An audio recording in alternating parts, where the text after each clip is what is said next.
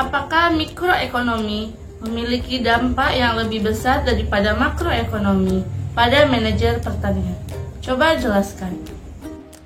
Jawabannya, mikroekonomi berkaitan dengan perilaku unit pengembalian keputusan individu. Awalan mikro biasanya digunakan untuk hal-hal kecil. Mikroekonomi mempelajari perilaku konsumen individu saat mendistribusikan pendapatan dan manajer bisnis individu, seperti petani, yang berusaha mengalokasikan sumber daya sesuai dengan tujuan mereka. Ekonomi mikro dapat menjadi dasar untuk merumuskan kebijakan pertanian yang berkaitan dengan harga dan upah dalam pengelolaan sumber daya. Misalnya, seseorang yang mempelajari ekonomi makro mungkin menghadapi masalah yang dihadapi perekonomian secara keseluruhan. Dengan kebijakan berbasis ekonomi makro, otomatis pertumbuhan ekonomi akan berdampak, terutama pertanian yang berdampak besar pada PDB. Hal yang sama berlaku untuk tenaga kerja. Belum lagi, kebijakan-kebijakan penting yang mempengaruhi perhitungan pendapatan petani. Sementara itu, dari sisi kehidupan, dampak ekonomi makro terlihat dari stabilitas harga produk pertanian yang beredar di pasar. Dampak ekonomi makro juga berdampak pada keputusan untuk merumuskan strategi kegiatan pertanian. Mikroekonomi memiliki dampak yang lebih besar pada pengelola pertanian daripada makroekonomi, karena mikroekonomi memainkan peran yang sangat penting dalam meramalkan dan merancang strategi pertanian masa depan. Ekonomi mikro akan memudahkan pertanian untuk memahami perilaku, keinginan, dan kebutuhan konsumen.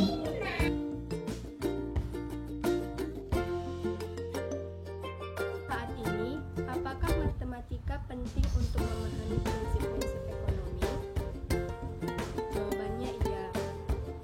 Karena penggunaan matematika sebagai alat untuk mendeskripsikan teori dari model ekonomi. Matematika merupakan ilmu yang banyak digunakan dalam kehidupan sehari-hari. Apabila hari ini kita menggunakan komputer yang bisa melakukan segalanya dengan mudah. Matematika adalah salah satu bahasa pemrograman yang paling efektif dan efisien. Matematika memainkan peran yang sangat penting untuk memahami prinsip-prinsip ekonomi. Karena dalam ekonomi, simbol matematis harus digunakan untuk mengungkapkan masalah ekonomi. Dan argumen matematika digunakan untuk membantu membahas masalah ekonomi. Oleh karena itu, matematika sangat penting untuk memahami prinsip-prinsip ekonomi.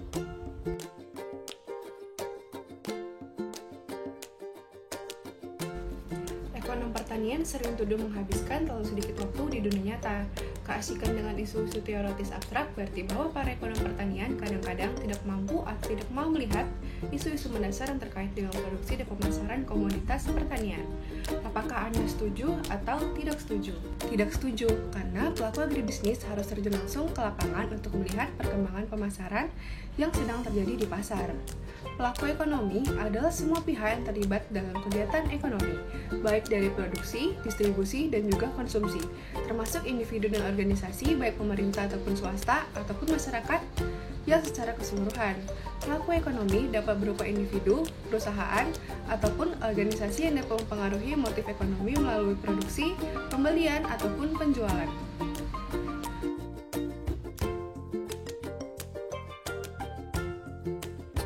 Untuk menjadi ekonom pertanian, paling penting itu adalah teori ekonomi.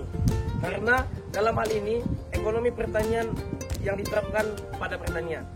Membangun di atas dasar teori ekonomi makro, mikro, serta ilmu-ilmu lain seperti akuntansi, statistik, matematika, dan ekonometri. Siswa mempelajari penerapan teori ekonomi untuk masalah pertanian dan dampak terhadap ekonomi sosial. Jadi, seperti yang saya katakan sebelumnya, ekonomi pertanian pada dasarnya adalah penerapan prinsip ekonomi untuk mencegah masalah pertanian. Secara umum, para ahli di bidang pertanian menghadapi dua jenis masalah.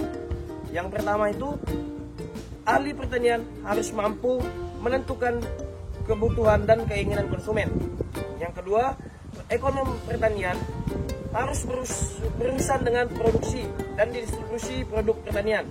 Secara tradisional, ekonomi pertanian cenderung menangani kedua jenis masalah tersebut. Saat ini ekonom lebih berorientasi pada konsumen, sehingga ahli ekonomi pertanian dituntut untuk mencoba lebih memahami keinginan konsumen, sehingga teori ekonomi sangat penting.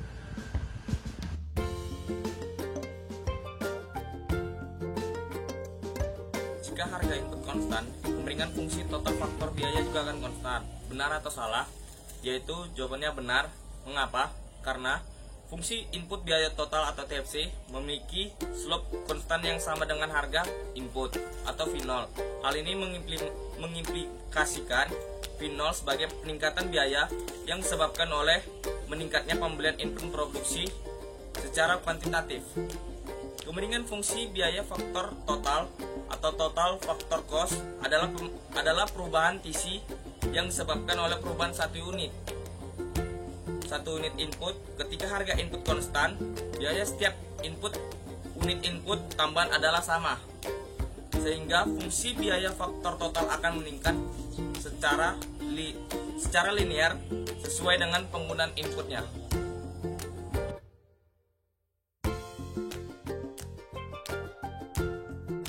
Salah, karena pada saat TPP dan TPC paralel bisa dua keadaan, yaitu profit minimal dan maksimal. Garis bantu maksimal profit sejajar dengan garis bantu TFC. Ketika fungsi biaya faktor total sejajar dengan nilai total fungsi produk, maka perusahaan berada pada titik impas atau impas. Pada titik ini, perusahaan tidak memiliki keuntungan atau kerugian. Oleh karena itu, untuk memaksimalkan keuntungan, perusahaan perlu berproduksi di atas titik impas, yaitu nilai total fungsi produk lebih besar daripada tingkat output dari fungsi biaya faktor total.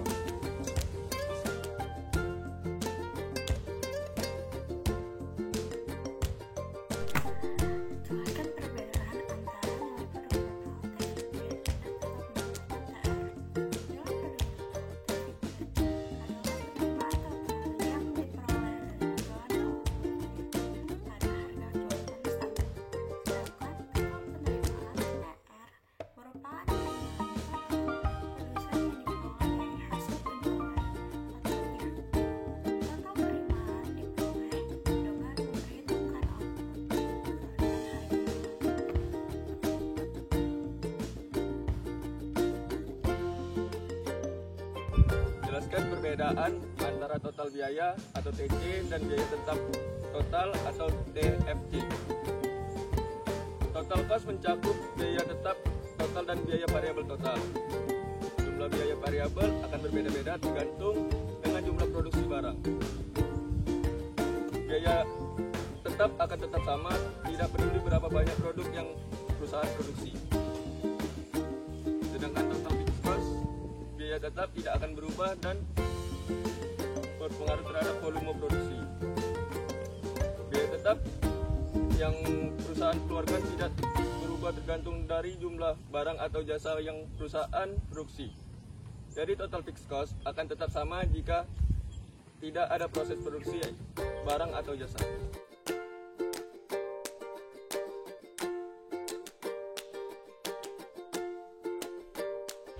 Jelaskan akibat bagi peternak jika fungsi produksi susu berbentuk linear fungsi dari jumlah pakan yang diberikan kepada setiap sapi. Jawabnya, fungsi linear adalah fungsi produksi yang mengasumsikan bahwa input yang digunakan dalam proses produksi memiliki proporsi tetap, dan input tersebut saling berdistribusi. Oleh karena itu, jika fungsi produksi susu merupakan fungsi linear dari pakan yang diberikan kepada setiap sapi, maka akibat yang dirasakan oleh peternak akan menyulitkan peternak untuk memaksimalkan keuntungan, karena fungsi produksi merupakan fungsi linear. Dalam proses memaksimalkan keuntungan, pemulia perlu menambahkan atau mengurangi input sesuai dengan kebutuhan dan kondisi, agar pemulia dapat memperoleh keuntungan. Untuk itu, jika fungsi produksi susu merupakan fungsi linear dari jumlah pakan yang diberikan pada setiap sapi, maka akan sulit untuk mencapai dan menentukan bagaimana meningkatkan keuntungan melalui penggunaan input.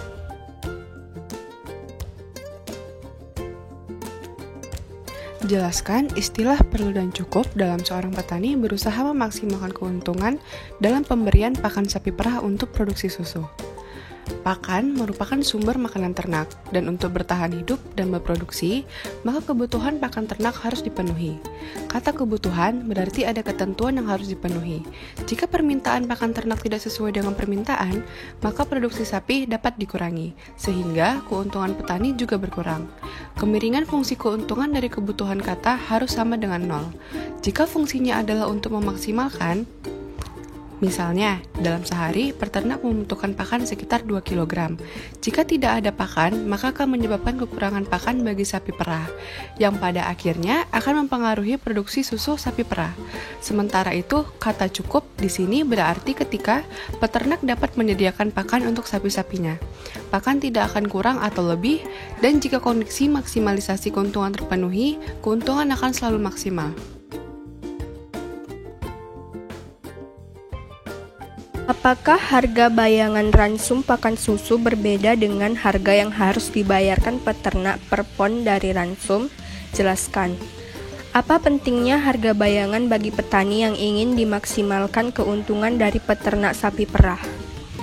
Jawabannya, harga bayangan bukan harga yang harus dibayarkan oleh petani untuk pembelian input yang bersangkutan, namun menunjuk pada nilai uang tersebut bila dialokasikan untuk tujuan-tujuan investasi alternatif. Tujuannya untuk mencari mana harga yang paling minimum dari hasil profit yang maksimal. Apabila petani menginvestasikan biayanya untuk pembeli pakan dari perusahaan B, maka biaya yang dikeluarkan lebih sedikit dibanding dengan investasi dari pakan A, dengan tingkat output yang sama. Harga bayangan berfungsi untuk memilih barang-barang mana saja yang lebih murah dan lebih menguntungkan, atau sebagai biaya alternatif. Untuk memaksimalkan keuntungan, petani membutuhkan harga bayangan ini. Harga bayangan dapat digunakan untuk memahami bagaimana peta laba berhubungan dengan biaya penggunaan sumber daya tambahan.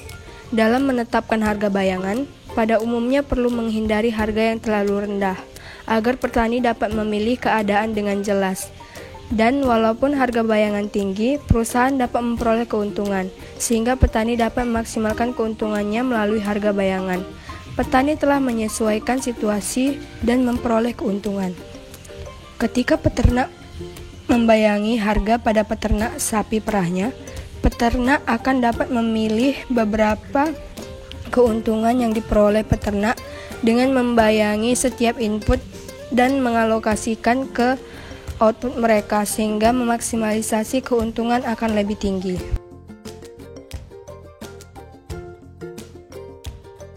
Jika persaingan murni bukanlah representasi yang memadai dari model ekonomi yang mendasari pertanian di Amerika Serikat, mengapa asumsi persaingan murni terus menjadi penting bagi ekonomi pertanian? Jawabnya, terlepas dari kekurangannya, model persaingan murni lebih dekat dengan pertanian daripada model perilaku ekonomi komprehensif lainnya. Jika seseorang menganggap monopoli sebagai model di mana suatu perusahaan adalah satu industri, maka contoh seperti pertanian individu jelas bukan monopoli. Untuk sebagian besar komoditas, oligopoli adalah model di mana hanya beberapa perusahaan yang ada dalam lingkungan kompetitif di mana keputusan harga dan output dari satu perusahaan sebagian besar dipengaruhi oleh keputusan harga dan output dari perusahaan lain.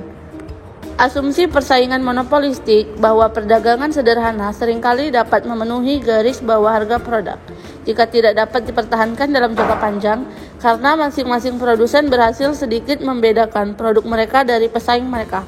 Oleh karena itu, model persaingan murni tetap dipertahankan sebagai model dasar yang diterapkan dalam ekonomi produksi pertanian. Karena model ini lebih dekat dibandingkan dengan model perilaku persaingan lainnya. Namun bukan berarti model perilaku kompetitif lainnya tidak penting. Sebaliknya, ketergantungan akan ditempatkan pada model kompetitif murni sebagai titik awal untuk sebagian besar analisis dengan modifikasi yang dibuat sesuai kebutuhan untuk memenuhi fitur khusus dari masalah tersebut.